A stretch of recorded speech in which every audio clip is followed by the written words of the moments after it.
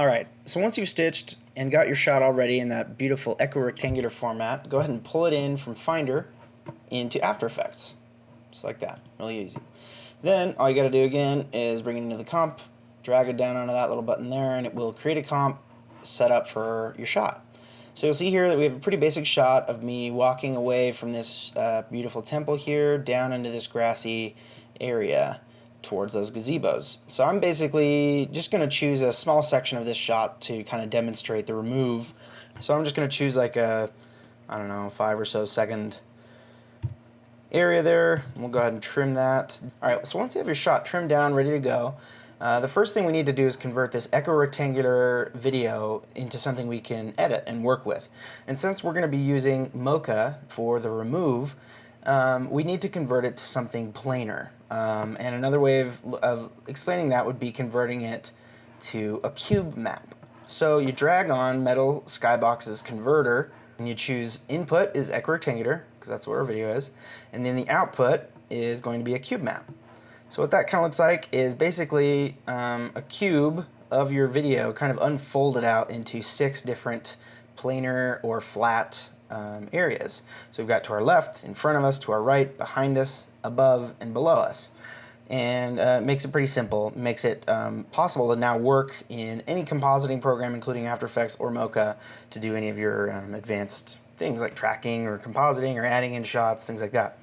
So the first thing we want to do is make sure that our little guy here that we want to take out is framed well with enough buffer around him inside of one of our things here. And it just so happens that our move is going to be happening on below.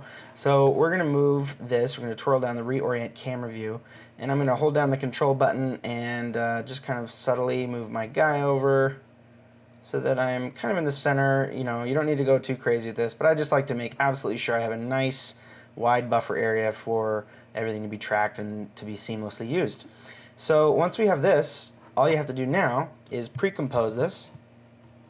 And we'll just call this cube or something like that. But before you click OK, one thing you want to make sure you're doing is moving all attributes into the new composition.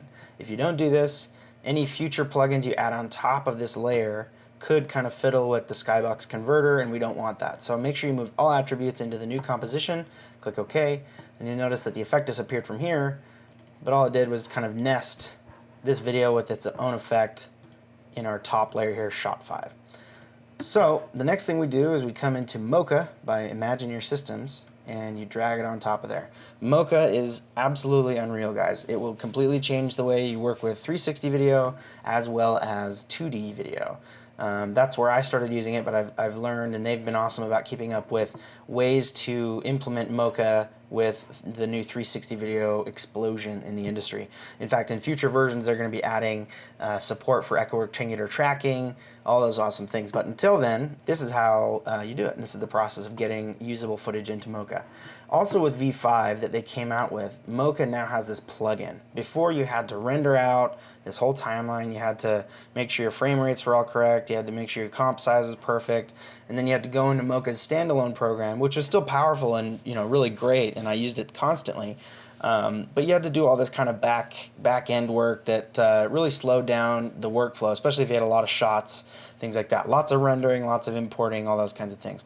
But now with the new Mocha plugin, you just click on your thing and you click this big Mocha button, and within a few seconds it will open up Mocha, the plugin. It looks like the standalone program, but it is just the plugin. It will open up Mocha and bring in your timeline directly from After Effects. So it's actually reading exactly what is in your After Effects timeline here, and it's pulling it in and it's reading it inside of Mocha Pro. So in order for you to get the best quality results with tracks and anything like that, you want to make sure that your After Effects is set to full. If you have this set to like half or automatic or anything, it could mess with that. So you want to make sure you're getting as high resolution as possible. So once you're in Mocha, you'll still see that everything is here. We're not going to be utilizing any of this data up here. We're mostly just going to be working down in this area. So I'll go ahead and zoom in so you can kind of see what we're doing. The first thing I like to do is I basically draw a basic X-spline tool around this entire plane. So again, Mocha is a planar tracker. It doesn't track one point, one contrasty area or anything. It tracks an entire pattern. So whatever you draw inside of this here, Mocha will look at it and be able to track its movement, its perspective, its skewing, its rotation, scale, translation, all based on the pattern. So you get super, super accurate results. With a point tracker, usually you'd select something like this, or like a little black spot in the grass or something to make sure you're getting a point. But with Mocha, you don't need to worry about that. In fact, I use Mocha probably even more than I use a point tracker, just because of the quality of the track, and usually the results are far better than what I can get with a point tracker. Okay, so the first thing we're going to do is draw this big general X-spline tool. You don't need to get super specific. I like to keep back a little bit from that distortion line, because remember, this line here, once we pass that line, it's going to be a totally new plane. So it kind of looks like it blends together well, and you can kind of see it there, but really that's a pretty harsh planar adjustment. So you don't want to, say draw like a huge thing like this, because this area here and this area are two different planes, and that will confuse Mocha. So we'll want to make sure that we stay with just that one plane, not to confuse Mocha. And plus, this is plenty of data in order to perform our remove. So once you do that, I'm going to just call this ground so we can keep everything organized. Then the next thing I'm going to do is I'm going to draw another shape around my guy here, the thing I would like to remove from the shot. So I'm going to choose my X-spline tool again and draw just a basic shape around my guy here. It doesn't need to be perfect. Like you see, I'm not doing like a roto or anything, but I am getting fairly close, just so I can utilize as much of the data as possible on the outside of my guys so I can remove it. And before we do any removing whatsoever, we want to make sure that this mask contains everything that we want to remove inside of it. Because if you have any parts of him leaking out of this line here, you're going to have little bits of that won't be removed, because Mocha will only remove what's inside this mask. It's not going to intelligently, analyze, oh, he probably messed up that mask there. It'll do exactly what you tell it to do. So you want to make sure you're telling it the right thing. So the next thing you do is, in order to check that, is I usually just kind of scrub through my timeline here and check, okay, everything's looking good, but I did notice that my foot kind of sticks out there, and that's not good. So it's subtle, but you want to make sure that that's taken care of. So now I want you to notice something. You'll see this little green dot there. That is a keyframe, and if I click and drag this up, Mocha auto-generates a new keyframe, and that's usually what you want. That's usually a pretty good idea and pretty default thing, but in this case, I don't want that. I'd rather just have everything change as I'm making changes throughout the timeline, because I don't need to animate this at all. Sometimes you do, and that's fine, but for this example, I don't need to animate it. So I'm going to undo that, and we're going to go back to where we were, and I'm going to show you what this little Uber key button does. So I'm going to go ahead and click on that and enable the Uber key. So now you'll notice that the cursor looks a little different. When I drag this up, it doesn't create a keyframe. What it actually does is it changes the mask over the entirety of the timeline. Okay, so there's no need for keyframing or anything like that. It just keeps everything uniform, and I prefer that for this kind of thing, because I don't need to be specific. I don't want to have to go through and make sure that my tweening or my animating of keyframes has messed anything up. So I'm just going to go through paying special attention. That shadow's a little bit too close for comfort, so I'm going to pull that up just a little bit more. And we're looking good. Looks like my shoulder, the bag there is kind of coming out, so I'm going to pop that open just a little bit. And remember, I'm still in the Uber key, so this is changing over the entire duration of the timeline. So I don't need to go back and readjust that for anything later on. It's pretty good. I've just barely noticed this shadow here of my knee. Might be a bit too close. So again, you go through, just kind of touch it up, make it look how you'd like. And you'll see that my head here is definitely sticking out. Go ahead and adjust all these points just to make sure that we are staying well within the bounds. And again, this is more of a garbage mat. This is not a roto. It doesn't need to be precise. You'll notice now down here, that mask is going to be way huge. And if you really wanted, you could animate these to make them move with me, and that's fine. You could even do an advanced tracking. That's cool, but that's not really the purpose of this tutorial. I want to show you about the remove, and I want to focus on that. So once you have your garbage mat built around your guy, the thing you'd like to remove, again, I'm going to rename this, call it like cam op or something, you name it whatever makes sense to you. The next thing before I move on, I want to remind everybody is to always enable auto key back after Uber key. Uber key is awesome and really powerful for certain things you need, but if you leave it on when you don't want it on, it can really mess up your timeline and everything like that. So it's always a good habit to enable the auto key, make sure you're good. All right, and now before we do any removing, we need to understand that everything inside Mocha revolves around the tracking data that you capture. So we need to tell Mocha which area to track, which surface to track, and how to track it. So what we need to track is this ground layer. It's basically a clone stamp on steroids. So the thing we're going to do is I'm going to disable this little gear for now, just because I don't want to have anything get messed up. I've already built my mask. I want to keep it that way. I'm going to click ground because that's what I want to track. The first thing that I want to point out as well is you'll say, well, what about this guy here? If I track this entire square, isn't this going to mess it up? And you'd be right, because my head's going to be swiveling, the shadows are changing, the pattern won't remain the same. It's not a planar surface if there's something in front of it. So the cool thing with Mocha is you can actually basically just do what I did. When you draw that shape over top of the ground layer, it basically cuts out what you'd be seeing in this area. And in order to visualize that better, I'll just go ahead and choose this so you can kind of see. So this white area is what Mocha is going to be looking at to track, basically. Also, another thing to note is in Mocha, basically the layer order is anything that's closest to the camera should be at the top of the layer stack. Anything farther away should be at the bottom. So you see that we have this set up correctly now, but if for some reason you had it set up where the ground was above the camera operator, that's clearly not accurate, so you want to make sure you've adjusted that accordingly.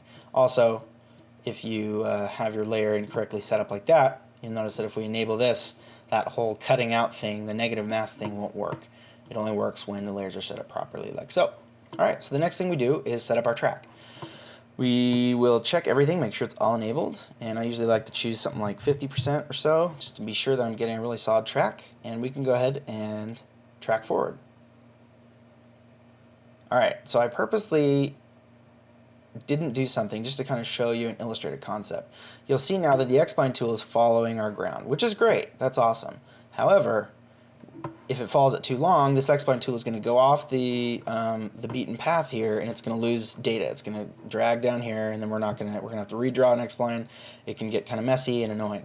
So I'm actually going to go back, and I'm going to show you a cool trick. So with the ground layer selected, this little link to track option down here, you click none. And what that does is it says don't move the X-Spline, this box, with the track. Just track the pattern as it moves underneath this area. So for moving shots like this, where the plane that you're tracking is moving in and out of the frame, it works perfectly. Obviously, if we had a big, long image or something that we could track, then yeah, that'd be great. But we don't. We only have this little one square. So you want to make sure that you're just tracking this, but you don't want this to move with your track, if that makes sense.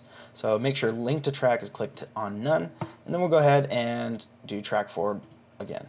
And you'll notice this time it is not moving with our track, but it's still gathering all that data that we need in order to perform the remove. Alright, so our track is done,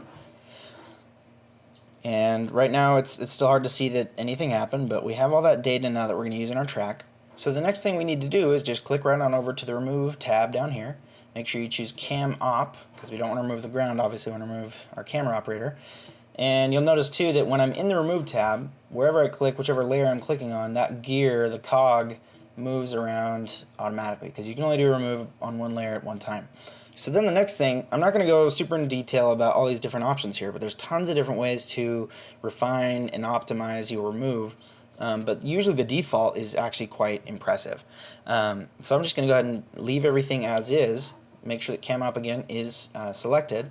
Now just as another reminder, the plugin is super powerful. So when I render one frame, it'll render it and everything, that's great, but in the past with the standalone version of Mocha, usually you had to render every single frame, just like we did the tracking. You basically rendered forward, let the entire timeline would render, and you could then export all those rendered data, you know, all the TIFF files or whatever you've decided to render out as, and you'd have to import that TIFF data, the TIFF image sequence back into After Effects and do, you know, all the different things you need to get that ready for video, and then you had to re-export, so it was kind of a lengthy process. But the cool thing with Mocha is I actually don't even need to click this. I can just save the project, since I have all my data done, hit the red X there to come back in After Effects, Make sure my project is saved. So then you'll notice that nothing's happened yet, and that's fine. All we need to do is twirl down the module renders, choose remove, because that's what we just did, and just hit render. And you'll notice that After Effects will go to work, start thinking. And we can kind of zoom in here to sort of see, and boom, it's like I was never there.